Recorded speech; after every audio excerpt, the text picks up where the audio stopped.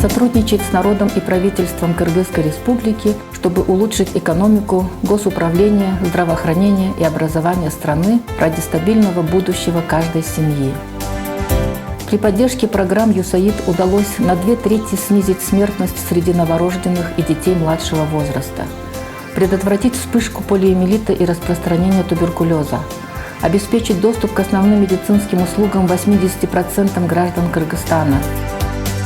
открывать новые возможности в учебе, воспитании и личностном развитии для учеников начальных классов, обеспечить доступ к высшему образованию на справедливой основе для свыше 500 000 студентов.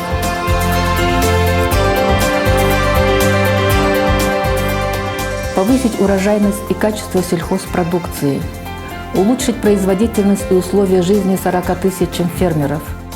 повысить конкурентоспособность птицеводческой отрасли и улучшить породы скота, успешно внедрить и развить микрофинансовый сектор, привести системы учета и аудита коммерческих банков республики в соответствии с международными стандартами, восстановить инфраструктуру в районах, пострадавших в результате событий в июне 2010 года,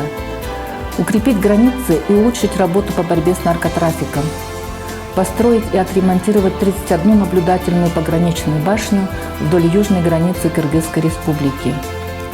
За более чем 20-летнюю историю двусторонних отношений США предоставили поддержку на сумму около $2 миллиардов.